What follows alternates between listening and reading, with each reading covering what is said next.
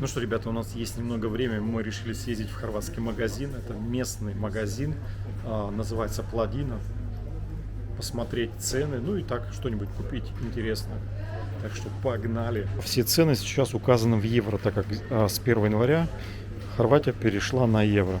И мы видим картошка 3,49. Ну, это по акции. Это значит, что она на 30% дешевле. Рядом арбузы 49 центов за килограмм. Тоже какая-то акция. Арбузы, между прочим, вкусные. В отеле мы уже ели на ужин арбузы. И они, блин.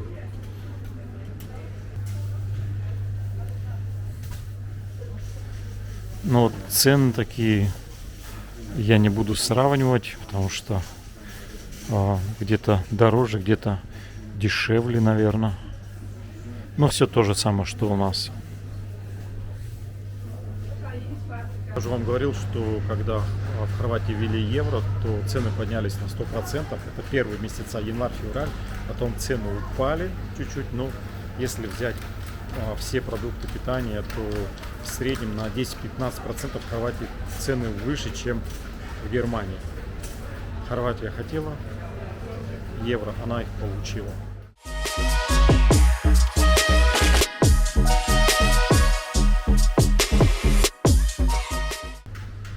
Каждая бутылка, видите, как опечатана, чтобы не вынесли. 17 евро стоит 0,7 литра. Да, цены здесь отличные, столичные, ребята.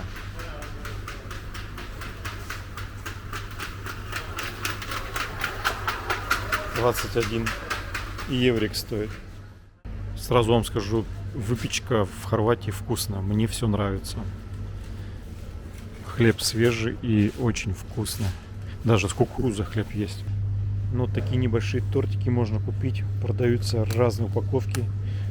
Ассорти есть. Так, что я скажу, какой я уже пробовал. Вот этот я пробовал, вкусный.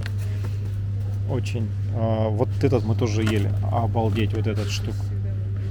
Вот этот мы брали, да? Ассорти. Ребята, хочу обратить внимание, надпись на вход «Улаз», это входить по-хорватски, а выход называется «Излаз». Кстати, еще одна особенность. Мы были в хорватском магазине, на кассе кассирша с нами разговаривала по-немецки. Ребята, они выучили немецкий язык. Что сегодня ждет интересная прогулка по городу Порич. Кстати, посмотрите на брусчатку. Это еще, возможно, та брусчатка, которая была в средние века, потому что эти камни, они очень отшлифованные. Вот самая главная улица города Порич.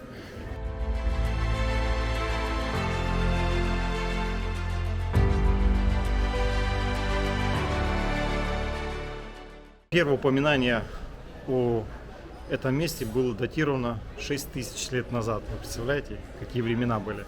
Позже, когда император Август создал Римскую империю, побережье Истрии стало колонией Древнего Рима. И здесь город стал расти, сюда много переселилось ремесленников.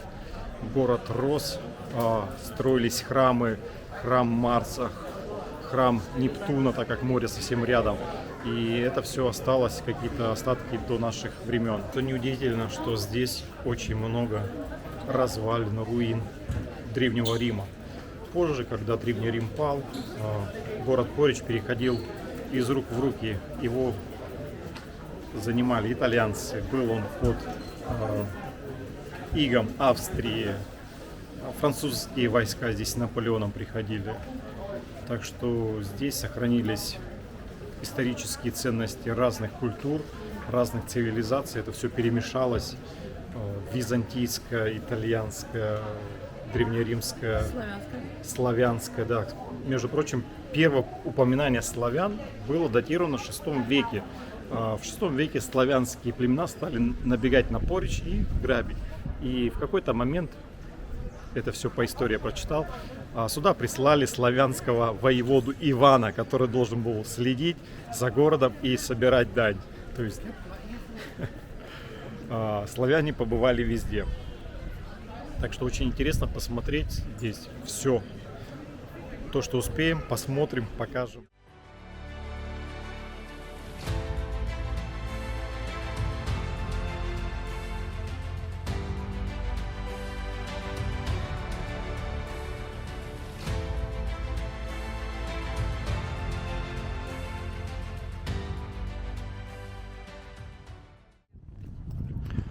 Где-то в 12 веке здесь, в городе Порич, построили крепостную стену.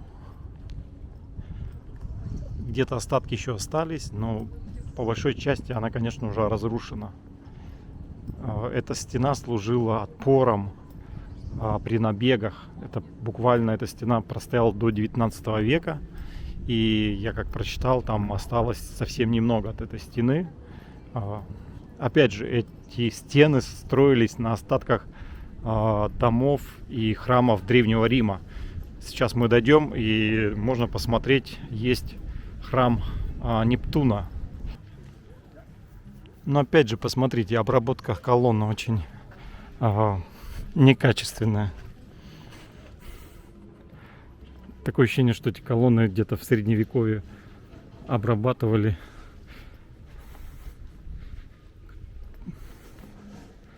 Качество плохое.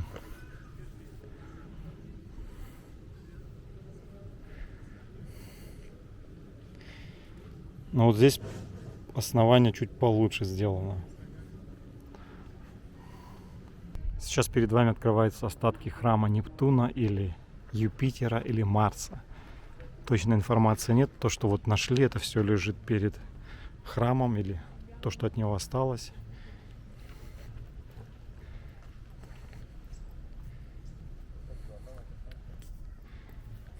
Те части, которые удалось раскопать, обломки сложили на территории. Это вот часть крыши.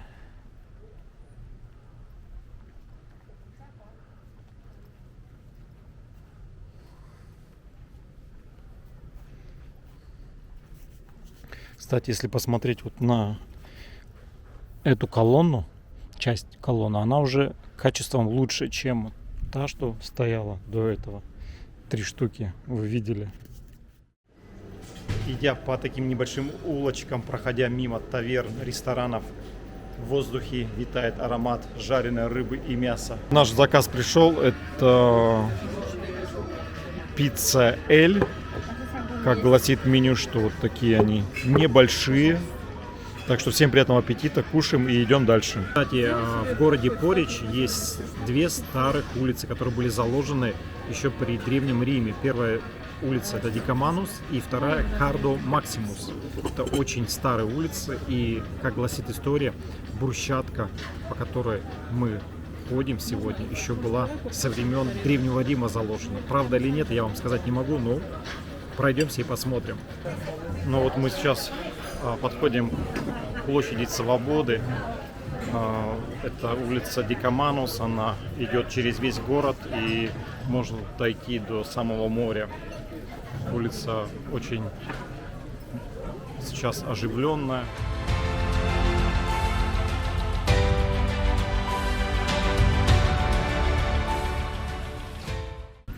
Кстати, в Порич можно попасть по воде. Есть вот такие такси, которые вас доставят быстро и удобно из курортного отеля, который расположен здесь, в 5 минутах езды. Мороженое, сколько в Хорватии не ем, всегда удивляюсь, почему оно такое здесь вкусно. Или здесь делают из цельного молока, натурального, или в Германии мороженое делают по какому-то другому рецепту. Но действительно, мороженое я не могу сравнить с немецким, потому что это земля и небо. И здесь оно такое вкусное.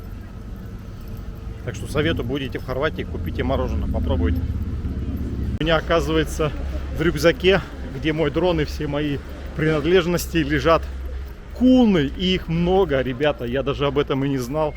Получилось так, что я вчера вечером смотрел свои все принадлежности и случайно их нашел. Оказывается, куны еще можно поменять в хорватской почте до конца 2023 года. Так что сейчас везде евро, а куны мне не нужны. Вот иду я на почту, теперь буду менять куны на евро, стану богатым. Все, ребята, я в местной почте. Если что, вы можете здесь вот такой телефон купить за 46 евро. Кнопочный. Вот за 53.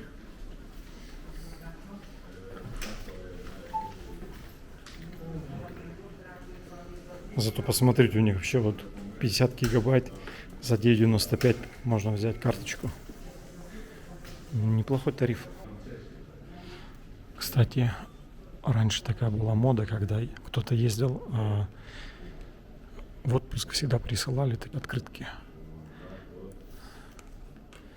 Но уже сейчас моды такой нет. Ну что, в этот момент продавщица или кассирша решила сделать паузу. Стою, жду. Да, ребята, немножко я сплоховал. Дело в том, что половина денег у меня были бумажки, много мелочи оказалось не куны. Мне их вернули обратно. Это с Чехии. Я даже не посмотрел. Я подумал, что это все 2-3 монеты. Увидел, что это на них куны написано. Думал, это все куны. Ну, короче, дали 20 евро и все. Рассчитывал больше. Ну, не страшно. Те деньги, которые мне вернули, их можно потратить в Чехии. То есть на следующую поездку уже буду знать, что у меня есть чешские деньги. Ну как вам такой вход? Не маленький, да, ребята? Больше 3 метров.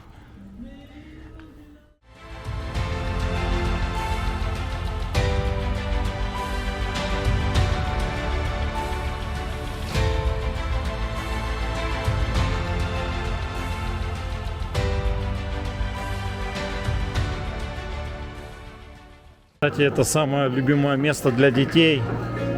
Я вам всем советую сюда зайти, просто посмотреть, ну и купить что-то интересное, вкусное.